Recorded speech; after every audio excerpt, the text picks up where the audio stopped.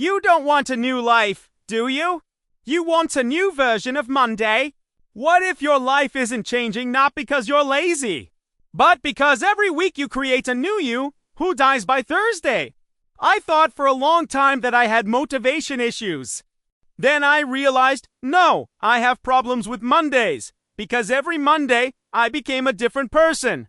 Sunday, 11:47 p.m. This was my favorite time for self-deception. It was at this time that I transformed into the person of the future. I opened notes, wrote plans, set goals, wake up at 5 a.m., read every day, no sugar, gym, meditation, fix life. I especially liked the fix life part, very specific, very achievable. I looked at this list and felt respect for myself. For the person I wasn't yet. Monday mornings always started the same. I woke up and hated the author of the list because at night a philosopher writes plans. And in the morning his victim wakes up, but one day everything changed. I saw an ad. School of New Beginnings. Start a new life every Monday. Guaranteed emotional reboot. I laughed. Then I saw the reviews. This Monday finally felt real. I became my best self for almost 9 hours. Cried during orientation. Highly recommended. And you know what? It looked professional, too professional. I signed up. The first class was on Monday. Of course, small classroom, white walls, a very unsettling smell of motivation. A man greeted us. Perfectly calm. Too calm for a man who works with people who start a new life every week. Welcome, he said. My name is Michael. Most of you will not finish this course. Someone laughed nervously. He wasn't joking. Not because it's hard, he continued, but because by Thursday, you will become yourselves again. And then the room went very quiet. Because everyone understood. He knows about Thursday. Monday is the man of ideas. Tuesday is the man of hope. Wednesday is the man of fatigue. And Thursday, that's you. We were asked to introduce ourselves. Tell us who you're becoming this week. Not who you are, what you are going to become. And it was eerie, because no one was talking about their true selves. Disciplined, focused, healthy, financially stable. Someone who wakes up before noon. One girl said, I want to become a person who answers emails. The whole room applauded. Because that was the most realistic goal, then Michael handed us folders. Each one read, Temporary Identity Packet. Inside were instructions, how your new self walks, how your new self drinks coffee, how your new self reacts to stress. This wasn't motivation anymore. It was identity rental. My new character was called Version 8, Stable Adult Male. It sounded like an operating system update after a nervous breakdown. It said, this version no longer says, I'll start tomorrow. Very ambitious, the first few days worked perfectly. I woke up early, not because I wanted to, because the new version of me didn't yet know how pointless everything was. I drank lemon water. People who drink lemon water in the morning always look like they're hiding a cult. I trained, planned, read. I even started using the word productive without being self-deprecating. And the scariest part, I liked it. I started looking at the old version of myself as the former owner of the apartment. Wow, this place was a mess, but then Wednesday came. Wednesday always ruined everything. Because motivation is a very expensive source of energy, and by the middle of the week, you start skimping. You skip your workout, then another. Then you say, I deserve rest, and that's where the end begins. Because I deserve rest almost always means version 8 is dying. By Thursday, I was back in bed, watching videos about productivity, and eating something you shouldn't eat near electronics. On Friday, I officially returned to myself, and you know what the worst part is? Every time, it felt like a defeat. As if the real you were a system error. At the next class, Michael asked, how many of you have relapsed into yourselves? Almost every hand went up. He nodded. Good, that means the process is working. I laughed. What process? He looked at us. The realization that you cannot permanently hate yourself into becoming someone else. And that's where things got uncomfortable. Because most of our new lives begin not with love for the future, but with hatred for our present selves. We're not building a new life, we're trying to escape the current one. And that's why Monday is so powerful. Monday is a portal. A short-lived version of you who still believes. On Monday, you buy an organizer. On Thursday, you use it as a trivet. On Monday, you watch motivational videos. On Thursday, you watch people living in the woods without internet because they left the system. On Monday, you want to change your life. On Sunday, you just want to be left alone. And Michael understood this. He once said something I still can't forget. Most people don't want discipline. They want the emotional high of imagining a disciplined life. And that's when the whole self-improvement industry suddenly became very strange, because he was right. Planning a new life feels good. Almost narcotic. You haven't done anything yet, but you already feel proud. You open the Notes app, and you're practically a new person. It's like buying workout clothes and thinking you're getting closer to fitness. Or buy an expensive bottle of water to continue dehydrating more aesthetically. In the third week, school began to change. Or perhaps it was we who began to notice the details. There was no clock in the building at all, because time destroys motivation. The longer you exist, the harder it is to maintain the version of yourself you created on Sunday night. We were moved to a new stage. Identity maintenance. Now we were taught not to start a new life, but to maintain it. And that's when everything fell apart. Because starting a new life is easy. It's hard to live it on Wednesday at 4:18 p.m. when you're tired, irritable, and someone sends you a quick question. Michael once came up to me and asked, "Who are you when nobody's inspired?" I didn't answer because that was a terrible question. An inspired person is a demo version. The real you emerges when you don't want anything. And that's where real life begins.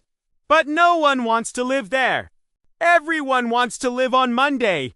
In a world where everything is possible, where you haven't failed yet, where the future still respects you. One day, I stayed after class and asked Michael, "Do people ever actually change?" He was silent for a long time. Then he said, "Yes, but not when they're trying to become a different person."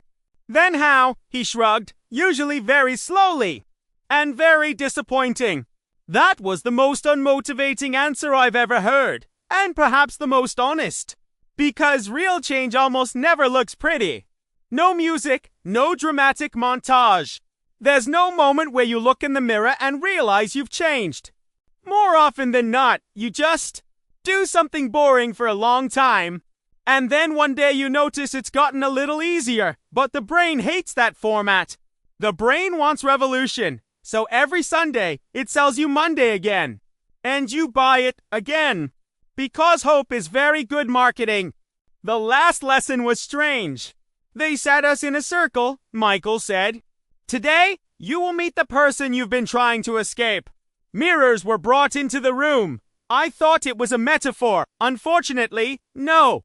We had to look at ourselves 10 minutes. No phone. No music. No new me plan. Just at ourselves. And it was terrible, because without an idea of the future, you're left alone with the present. And suddenly you realize you're not tired of starting a new life. You're tired of constantly dismissing the old version of yourself. My new life keeps restarting every 7 days. School new life from Monday. We're not changing your life. We're just giving you a very beautiful illusion that the next version of you will finally fix everything. Until you realize that maybe you don't need a new person. You need the same person, but a little more alive on Wednesdays. You don't want to become more confident. You just want to stop being yourself in uncomfortable moments. What if confidence isn't a quality, but temporary access to another version of yourself? I thought for a long time that I had a problem with people. Then I realized, no, my problem is that I'm too present with myself. Every conversation started the same way. Not with words, with thoughts. Don't say something stupid. Don't make it awkward. Just act normal. And then one day I saw an ad. Very simple. Almost stupid. Confidence subscription. First 10 minutes free. Side effects. People might actually like you. At first I chuckled. Then I reread it. Then I thought, I've already tried everything else. Registration took less than a minute, and there was a strange menu. You're not choosing a plan. You're choosing a person. Daniel, 34, calm, confident, people listen when he speaks. Sophie, 29, effortless charm, laughs at the right moments. Marcus, 41, says little, but it always lands. It was like Netflix. Only instead of movies, it's personalities. I chose the safest option. Ethan, 30, quiet confidence, low risk, high social success. I clicked activate at first. Nothing. I just sat waiting for a feeling. And then, silence, not outside, inside. Where there's usually noise, there was emptiness. No comments. No warnings. No what if I said out loud. So, that's it. And for the first time, I didn't want to take back my words. I left the house. Went into a coffee shop. The barista asked, "Hey, the usual?" I said, "No, surprise me. I never did that. I usually order the same thing." Because I even managed to rethink coffee. But in that moment, I felt calm. Not I don't care, but I don't need to worry. I sat down. People were talking nearby. And for the first time in a long time, I didn't think they were thinking about me. Because I wasn't thinking about myself at all, and then something strange happened. I started talking to people on my own without preparation, without a script, without those mental rehearsals where you win the conversation, but only mentally. And the worst part, they liked it, they laughed, they responded, they listened, as if I'd always been like this. And at that moment it hit me, what if the problem isn't with people? What if the problem is that I always get in my own way?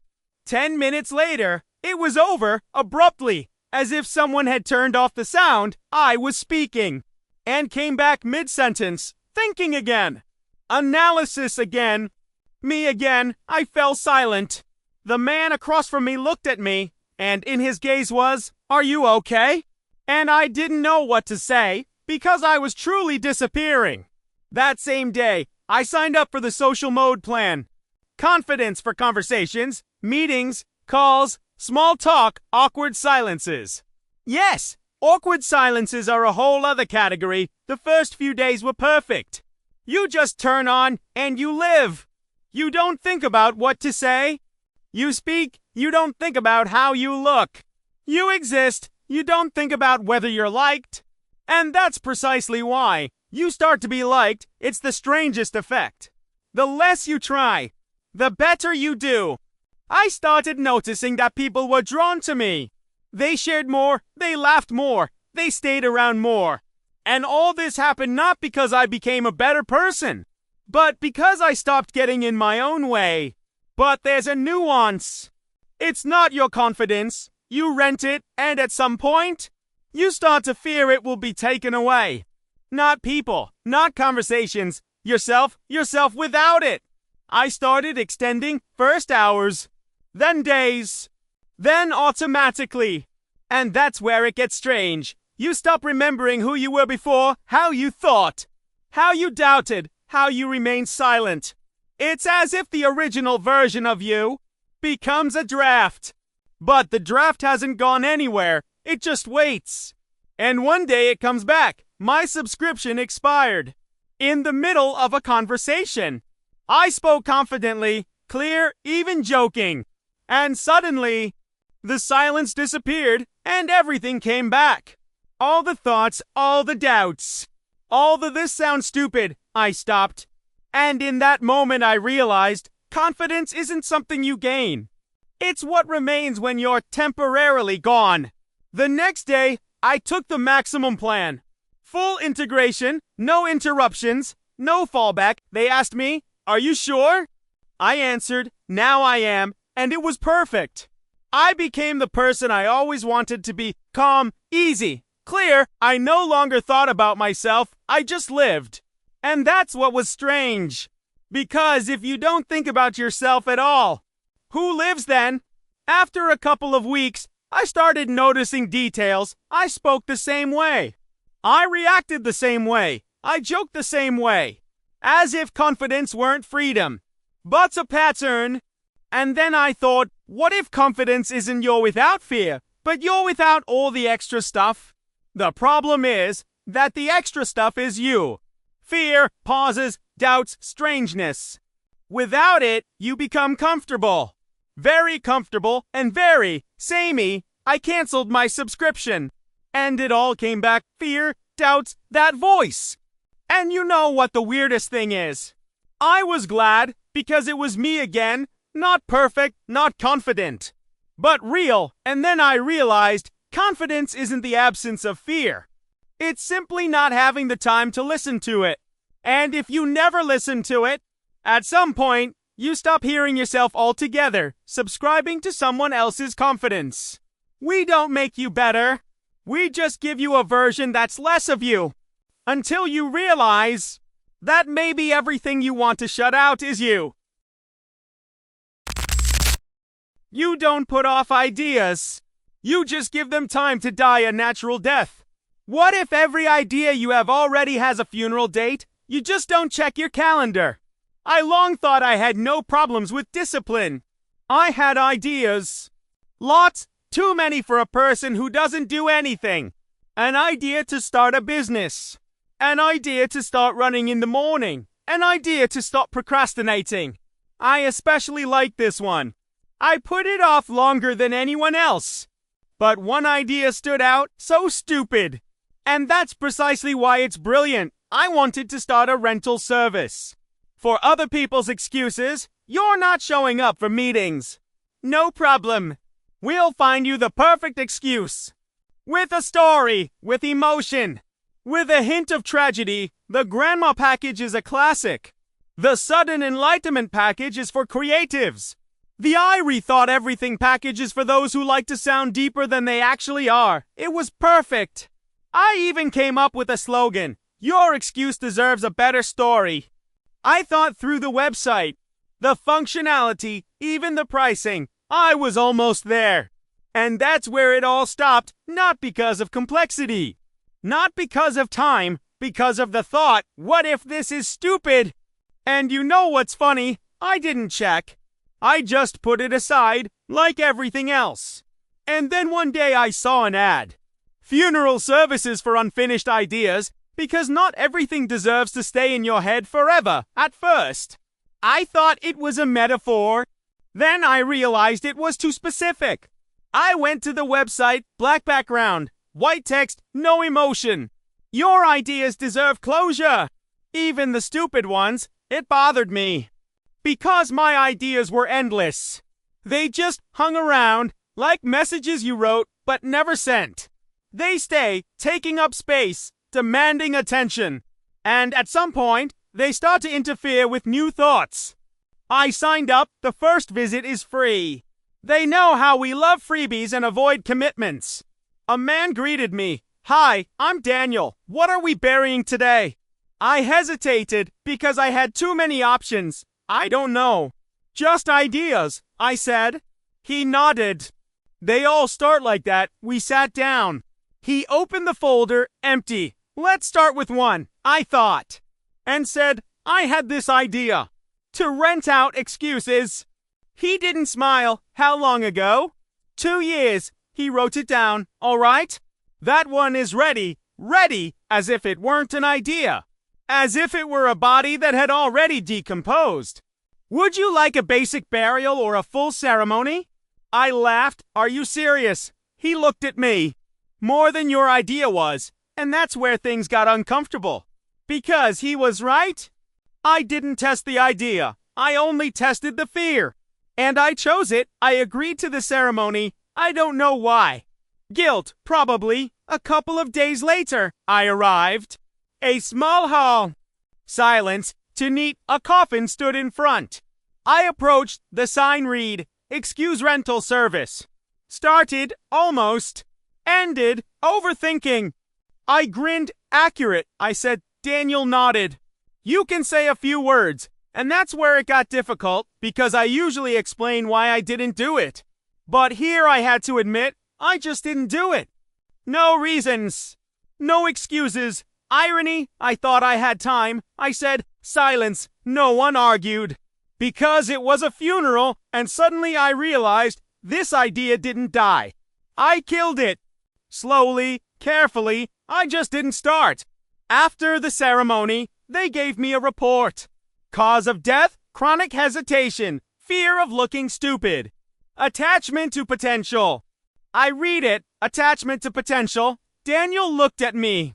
Yes, you like the idea more as an idea, and that was the worst part because it's true. As long as an idea is in your head, it's perfect. In reality, it might turn out to be ordinary. And being ordinary is scarier than not being at all. I thought that was it, but he asked, do you have more? I laughed. Too many. He nodded, most people do, and that's where the real problem began, because once you bury one idea, you start to see the rest, they surface. All at once. A project you didn't start, a skill you didn't master, a decision you didn't make, they didn't disappear. They were just waiting, and now you saw them. I started coming more often. At first, once a week, then more often.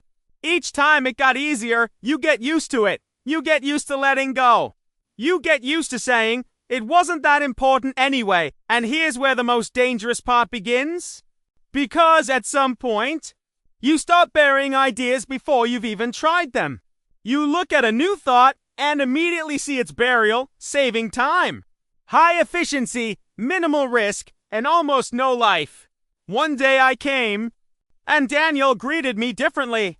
Today is different, he said. Why? He opened the folder, empty. Today we bury something that isn't dead yet. I froze. What do you mean? He looked straight at me. An idea you're still thinking about, and here's where things got really unpleasant, because I had one right now. And I've already been putting it off. I've already found reasons. I've almost decided it's not important. Would you like to proceed? He asked, and it was the most honest question, because it's not about an idea. It's about a choice, do it, or bury it beautifully. And for the first time, I didn't answer right away. Because I realized one thing. The problem isn't that I have a lot of ideas. The problem is that I've learned to say goodbye to them. Very beautiful. A funeral home for unrealized ideas. We don't kill your ideas. We simply formalize the process that you've already started. Carefully, professionally, with respect for the fact that you never tried until you realize that maybe you don't need another goodbye. You need at least one action,